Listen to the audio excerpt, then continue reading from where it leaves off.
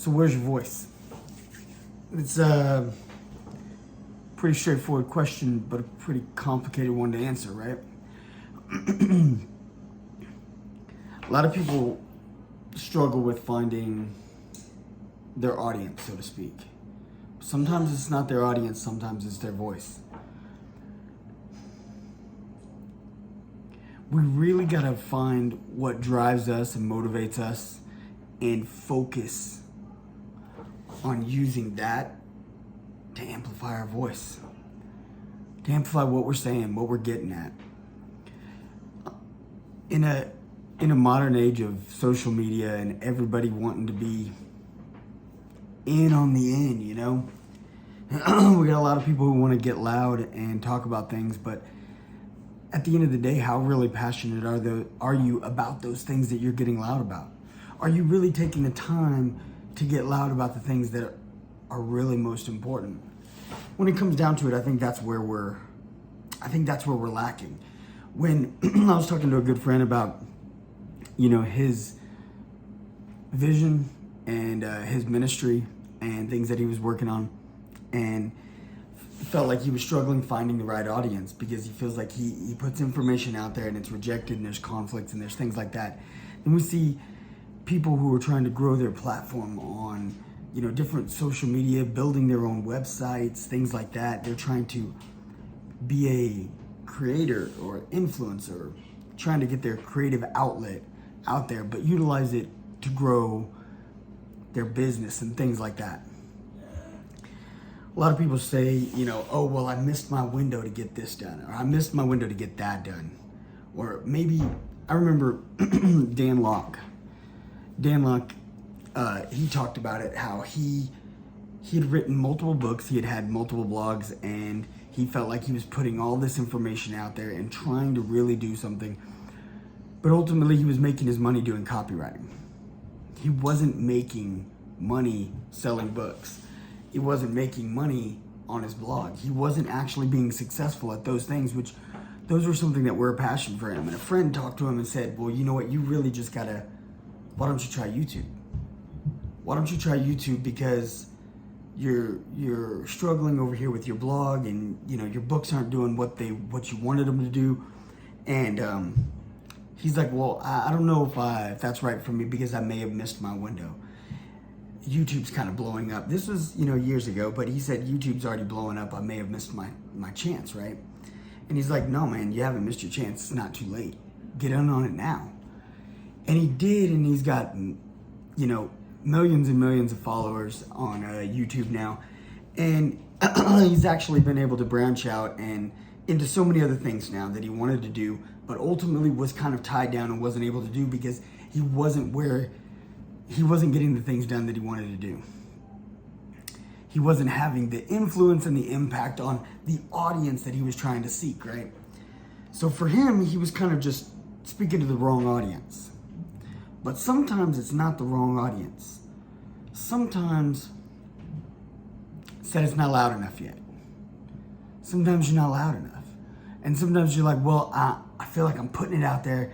I'm making this content. I'm making videos. I'm making, you know, blogs. I'm writing. I'm speaking. I'm chatting. I'm promoting. I'm doing everything I can to get people to grasp onto my content and really, you know, grow this so I have the ability, right, to reach others that are even further away, right?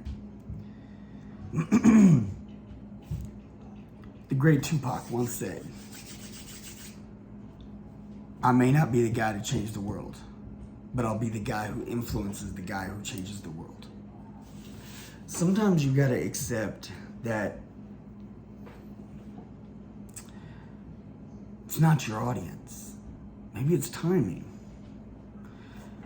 Like I said, for Dan Locke, it was his audience. Dan Locke was speaking in the wrong place. Sometimes people are speaking in the exact right place in the exact right time, and maybe you just need to get louder. Or maybe you need more passion. Maybe you need to be speaking about the things that you care about the most, instead of, I see content creators do that all the time. They want to get on there and they want to find the, excuse me, they want to find the buzzwords, right?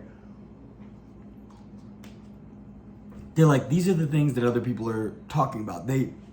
I literally watched sorry, I listened to a podcast. And when I was listening to the podcast in the car one day, I was listening to this guy talk about the idea of searching out what's trending so that way you can make content that's already trending. To me, if it's already trending, you've already missed the boat, so to speak. You know what I mean? Like, it's not always too late, but most of the time it's too late. If it's already trending, you're late to the party. That you don't want to be that guy. You don't want to be known as the content creator who's always the last one to find the information, the last one to talk about it, the last one to get a grasp and get a handle on things. Like I said, you got to find what drives you, and you got to find where your passion and your heart really is. You know, come to terms with that. And once you do that, then you can really redirect how you're going about it. Because like, if you take a step back from all the content that you're creating, all the things you're putting out there, and you say, what is it that I really love? Do I really care about what I'm doing, or am I just putting it out there? And like I said, I was talking to a buddy, and he's absolutely 100% in love with what he's doing. He's doing right. And so my thoughts to him are that he's just got to stay with it. He's got to stay on it because he's on the right track, because he loves what he's talking about. He loves what he's doing. Can't possibly put any more heart into it. And just keep exploring new options.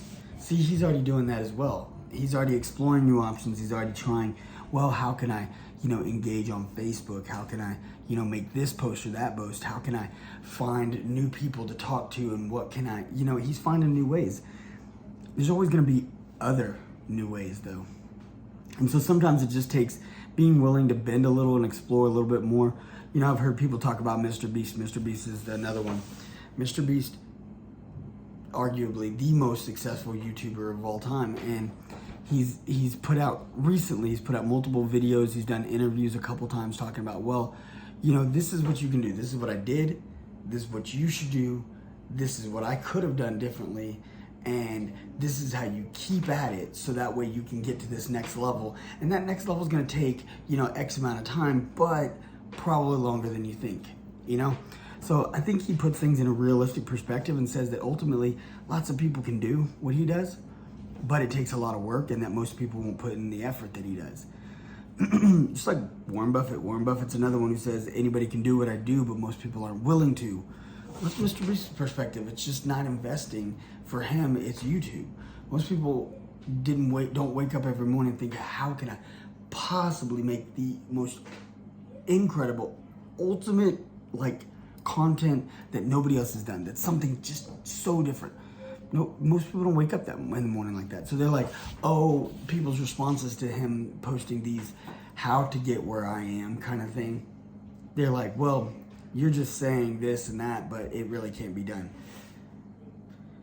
It can be. He did it. It obviously can be done. Lots of people have done it. He's not the only one. He's just the most well-known. So what I say is find your voice. Find your voice. Don't give up. Keep driving. And at the end of the day, if you're not reaching the audience you think you're supposed to reach, or the one you'd like to reach, maybe you need to try something different. Or maybe it's just not the right time. But that doesn't mean you need to stop. It means you need to keep pushing forward, because if you believe in what you're putting out there, then don't let it stifle you. Just take it for what it is. It is a momentary thing. There's been plenty of times where I put content out and I was like, this is going to be the one. This is going to blow up. And then it didn't. It fizzled and it was nothing, and I didn't understand. While other things I put up and I was like, well, I'm just having a little fun. I'm just putting this up because I find it interesting. And then it was huge. It was way bigger than I thought it would be. I didn't understand. Sometimes you're not gonna. Sometimes you're not gonna. And that's okay. When it comes to creating content, the most important thing, and anybody who's ever done it will tell you, is just don't stop. Be consistent, be driven, and stay focused. It's your boy. I hope this helps. Go make today an awesome day. Go just wreck house. It's your boy, Get Cocky. Talk to you later.